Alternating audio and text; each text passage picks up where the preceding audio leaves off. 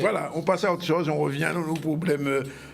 Alors j'ai entendu beaucoup de choses cette semaine sur l'eau. Ah, nous aussi. Oui, alors, nous avons entendu élu. Alors je vous demande des commentaires parce qu'il faut que nous comprenions ce qui a passé. Alors, avant toute chose, une partie vous sera expliquée par mon collègue et ami Ismar.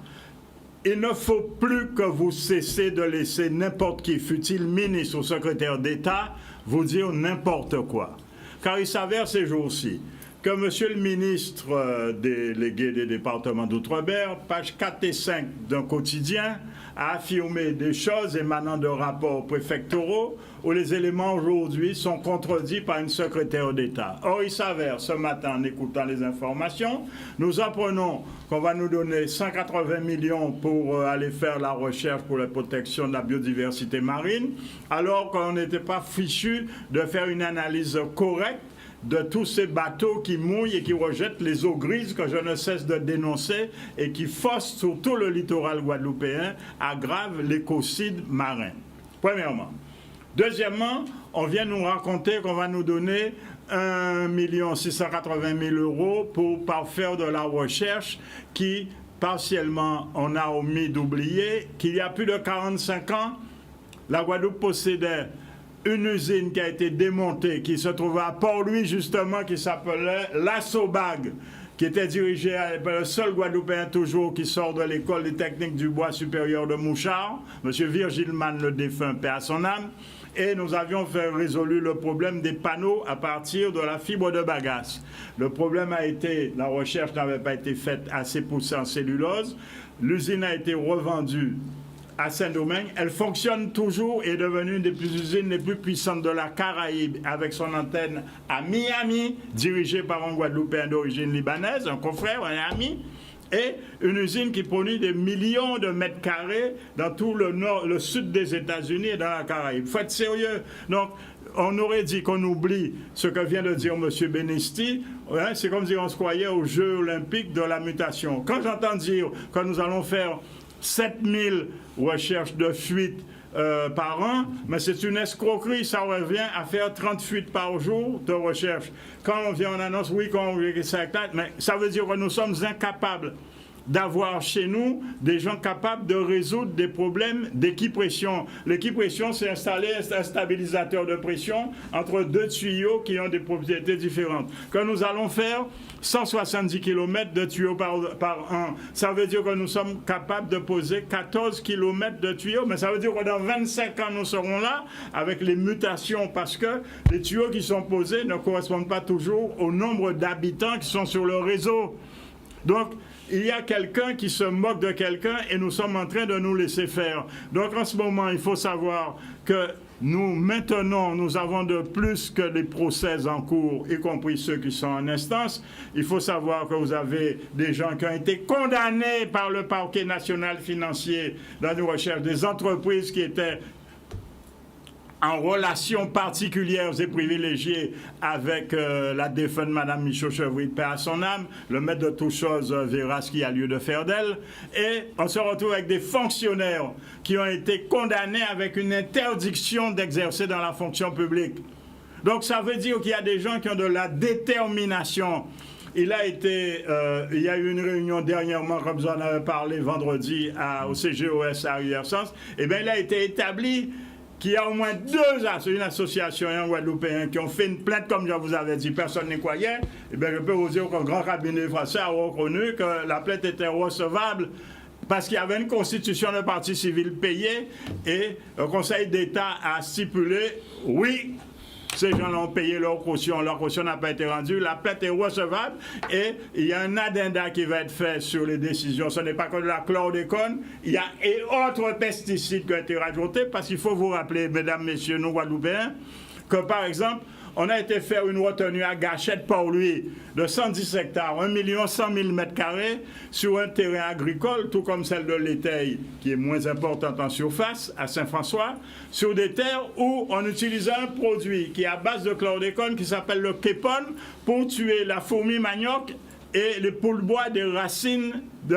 Donc, les eaux qui sont déposées sur ces retenues, parce que ce ne sont pas des barrages, même si on les appelle ainsi, se retrouvent être polluées et sont formales parce que vous voyez les tours d'eau, vous recevez les non-potabilités. Alors de plus en plus, il faut savoir qu'il y a des gens qui se sont investis pour comprendre les problèmes biologiques, les problèmes chimiques, les problèmes juridiques, administratifs, comptables, budgétaires, financiers. Et aujourd'hui, après plusieurs années de concertation, de recherche, les plaintes ont été déposées et les plaintes, certaines plaintes, surtout la plainte pénale, a été retenue par le parquet local, sans compter les plaintes nationales qui poursuivent, parce que vous savez qu'il y a des gens qui ont une méthode différente. Ce ne sont pas des Welelis Pangalis, mesdames, messieurs, ce sont des gens, je ne cesse de vous le dire, le bruit ne fait pas de bien, car le bien ne fait pas de bruit quand il agit. Donc il faut que vous vous ressaisissiez pour venir conforter tous les gens qui sont en train de se battre. Par exemple, pour votre information, le 1er juillet prochain, de rue de la Liberté, devant la mairie de Cap-Haïtien, nous organisons une réunion pour recevoir vos plaintes. Vous venez avec la photocopie recto verso de votre carte d'identité et de votre contrat ou de votre dernière facture, et nous vous donnons à les imprimer pour porter plainte à la constitution de partie civile. L'avocat, nous le prenons en charge, c'est déjà réglé. Vous n'aurez pas d'avocat à payer. Hein? Et je peux vous assurer que c'est un gros gaz. C'est un sous-marin nucléaire qui vient. C'est pas un anti-connote Saint-Ouen. Alors, oui, encore une petite question à leur poser. Là, les briquets autant. C'est ça. Alors, parce que le président Lespec dit qu'en 2 ans, tout est bien réglé. Mais non, ça n'est pas possible. Non, autant, les coups d'eau, les coups d'eau. Président de quoi? Le SPEAG. Hier, il dit ça. Le machin fantôme, là. Bon, on veut dire que ça, le problème qui posait là, autant dit qu'ils ont condamné, ils font l'ONU, interpeller la France, pas non interpeller, mais ils font une sérieuse mise en garde. Tout à fait. Mais ce qui manifeste ça, c'est effectivement le comité des droits de l'enfant de l'ONU, parce que qui interpelle la France, si situation à la gestion de l'eau potable et de l'assainissement en Guadeloupe. Ouais. Parce que ça a ni conséquences il y a du monde. Et encore rappeler qu'en le 28 juillet 2010, il y a une résolution votée sous proposition à la Bolivie. Ils votaient, bon, disons, tenu quelques abstentions, mais pas le monde pas voté contre. La France votait pour, les États-Unis abstenus. Et résolution là a dit que le droit à l'accès à l'eau potable et à l'assainissement sont un droit fondamental de l'être humain qui a intervenir sur tous les autres droits de l'homme. Et effectivement, on base. On a droit à la santé, on a droit à l'éducation. Mais si vous ne pouvez pas laver, vous ne pouvez pas habiter, qui laisse ça? Laver, oui, ouais. Non. Donc, et le représentant Bolivie a dit à l'époque qu'il y a combien de millions de timonies chaque année par instabilité à l'eau. C'est pourquoi, effectivement, ils ont voté bien là ça.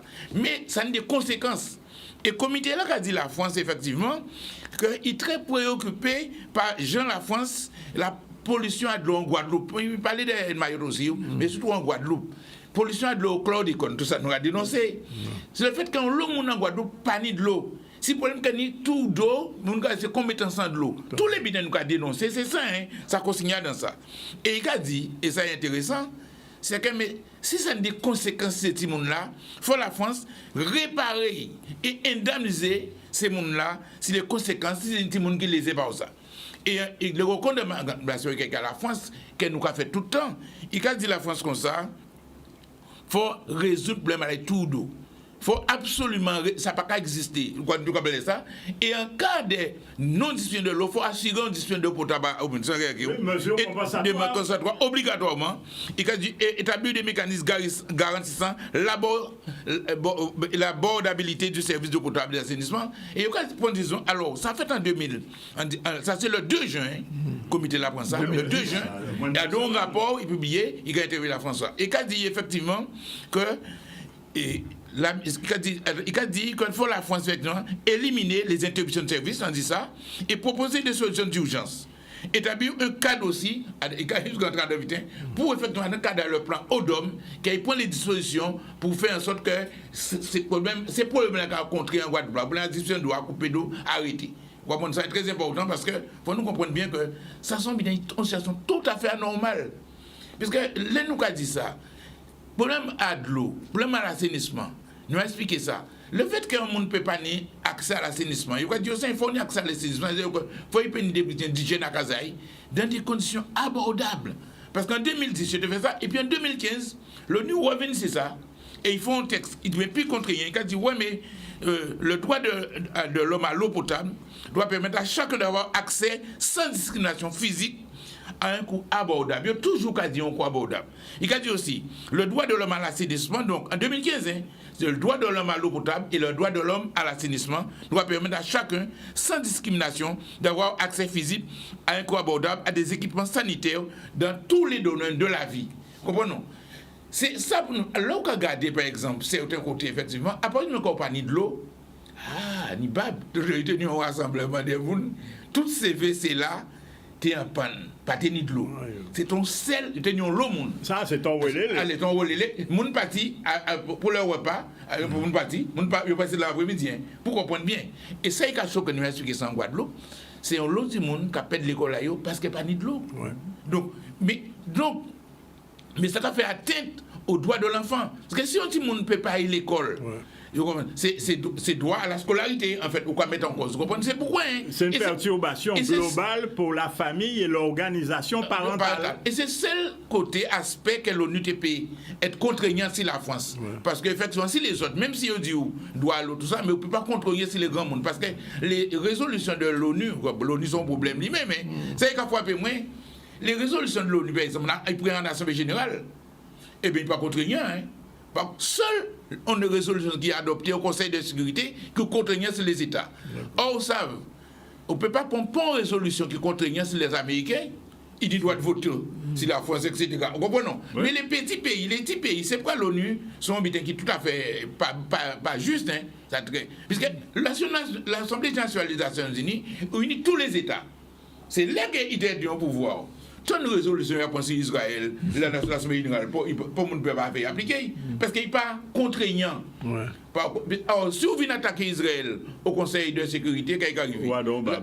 Mais non, l'Amérique a bloqué. Toutes les résolutions pour il a bloqué, il a mis le droit de veto. Il y a le droit de veto, comme la Russie. Comme la Russie, comme la Chine, comme la France, comme l'Angleterre. Donc, ça veut dire que, mais par contre, concernant les droits de l'enfant, la pas même bien là, parce que c'est un bien qui accepté et qui, à un niveau plus général, et la France signée. On peut attaquer la France à un juriste, parce qu'il est concerné par ça. Alors, pour compléter ce que vient de dire Ismar, je vous informe que dans la semaine depuis le 2, la motion prise aux Nations Unies par la Commission de défense des droits de l'enfance a été reprise par le représentant des DOM à la Commission économique européenne.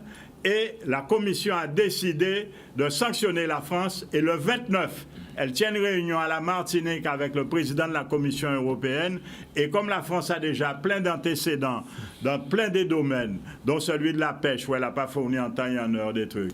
La France n'a pas consommé, mesdames, messieurs, le fameux POSEI qui doit s'arrêter prochainement et qui concerne la politique agricole commune où nous avons du retard. Donc nous nous trouvons dans des situations quasiment impossibles. Et le 29, la présidente de la Commission économique européenne vient et soulève les problèmes d'eau et d'assainissement, et donc induit sur l'environnement, parce que l'écocide martiniquais, c'est une île, c'est différent de nous qui sommes un archipel, où tout se pose en termes différents. Donc il faut que vous le sachiez, et les mesures européennes sont beaucoup plus contraignantes que les mesures des Nations Unies, parce qu'elles sont effectives, elles. Donc il faut soutenir à travers la plainte qui a été faite, qui est en cours, à travers la pétition qui est en cours de circulation sur mesopinions.com, qui est une pointe qui concerne la Guadeloupe et qui nous concerne nous tous, et qui concerne pour partir l'outre-mer, et d'autres actions qui sont en cours, parce qu'elles vous concernent tous, parce qu'il faut que l'on cesse de vous raconter n'importe quoi. Vous avez qu'à regarder les propos contradictoires de Mme Couillard, secrétaire d'État, qui vient nous raconter, et elle-même reconnaît qu'il y a des tours d'eau, que c'est inadmissible, que c'est inacceptable, alors qu'elle est membre d'un gouvernement qui ne cesse de nous raconter des billevesées.